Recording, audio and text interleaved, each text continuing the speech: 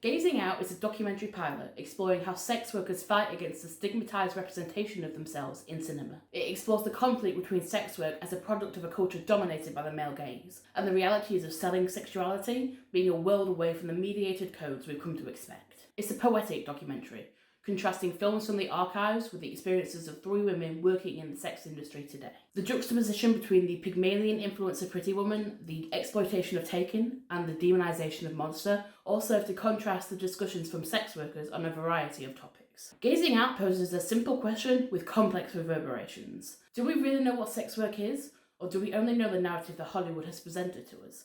And how far can we trust them to tell the truth? A few days ago, information was leaked that indicated the US Supreme Court intends to overturn Roe v. Wade. This iconic legal precedent protects the right to safe and accessible abortion, as well as birth control, equal rights across genders, and even the criminalisation of sex work. At the same time, OnlyFans tripled its subscriber base and became one of the most recognisable online platforms for selling sex in the Western Hemisphere. In a world where the only thing more taboo than selling sex is being open about it, Gazing Out tackles highly relevant themes around the power dynamics of sex when capitalism is involved.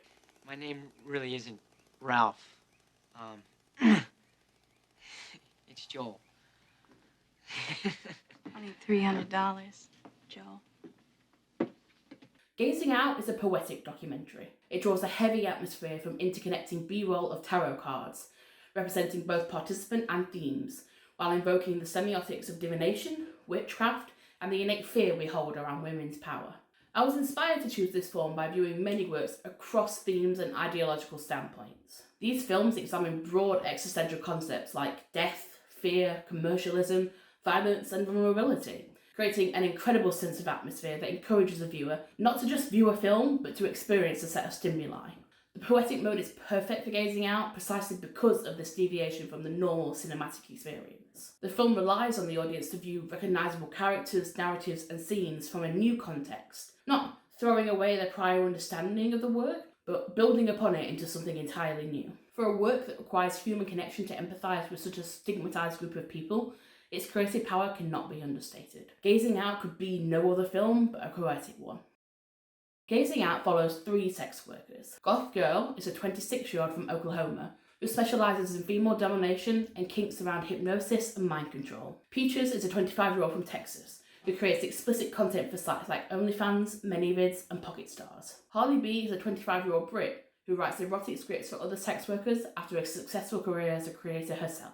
These women are educated, evidenced, and engaging, providing a powerful and personal recollection of sex work. The deliberately direct interview style creates a sense of urgent discussion and debate with them as they recount their experiences of self-sufficient employment and the labour, exhaustion, and kinship that comes with it. They are unafraid to share their issues with the chosen excerpts either. We're always the villains and the bad guys and the big fucking whores, says Peaches, as she laments the lack of visibility for sex workers with children and explains that she avoids social media in her personal life for fear of putting her loved ones in danger. Harley Bee describes the intense wave of acknowledgement she felt after the murder of George Floyd, stating that she began enjoying creating sex work as a black queer woman when people started to recognise her humanity. Goth Gyrl feels exhaustion at the emotional labour of selling sex, stating that many clients treat her as a therapist because, in her words, sex is emotional, whether men want to admit it or not. These women provide an enthralling and compassionate look at the lives of sex workers today, and I am honoured to tell their stories. The story is separated into 7 themes.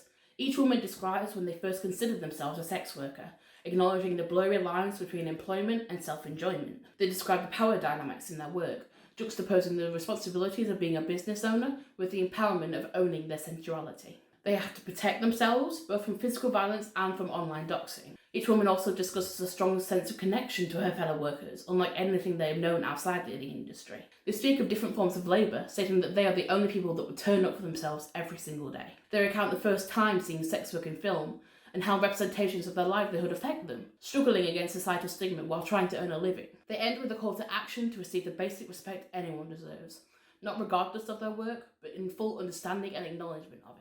For a lot of people, it's just a job, and it doesn't have to change how we view that person because of what they do. Beyond the narrative experiences of my participants, there are broader connections to current cultural discussions through subtext. These include whorephobia, the term used for prejudice against sex workers, and the stigma around the profitization of sex. It includes the police state and proposed legal models to criminalise sex work, such as the controversial Nordic model. Further cultural pinpoints include mental health and isolation, labour exploitation, and the influence of sexual repression. While Gazing Out is currently a 5-minute documentary short, multiple strands of narrative development are available if you wish to take the project forward. One option could explore how sex work is shown in European cinema, where the Nordic model is more prevalent, or in other cultural film industries such as Bollywood, as India has the world's largest commercial sex industry. Contrasting Hollywood with its universal counterparts will build a bigger picture around global stereotypes and attitudes towards sex work. While the poetic mode often skips around in time, a chronological detailing of the development of sex work stereotypes throughout cinematic history could be compelling. Tracking where a stereotype began to develop in cinematic language and following its journey to the most recent usage would display the historic nature of sexual repression and give weight to the continuous prosecution sex workers face. Other ideas include further interviews with sex workers in areas of the field more susceptible to stereotypes, like street workers.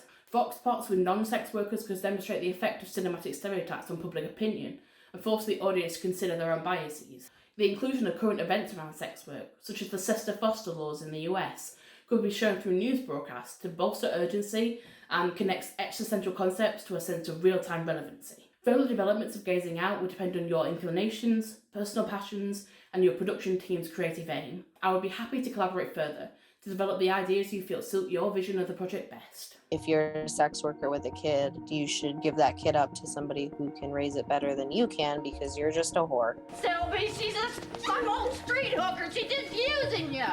I'm the best person to tell this story simply because I am a sex worker. I've been in the industry for 4 years and have the kind of insider experience required of any filmmaker who wants to explore sex work thoroughly and truthfully. I wish to explore sex work through documentary because there are so many exaggerated or false depictions of the industry in Hollywood. By extension, this meant it was incredibly difficult to find participants willing to speak on camera, fearing that any film would be rife with bad intentions. My identity as a sex worker meant I could reach out to contacts within the industry and extract the kind of vulnerability and honesty only a developed rapport could achieve. I'm also part of several marginalised groups that affect my experiences of sex work, such as being queer and disabled. Disabled people are often desexualised in British society, while queer people are over-sexualised. Both aspects bring nuance to my understanding of sex work that allows me to connect with sex workers across a range of life experiences.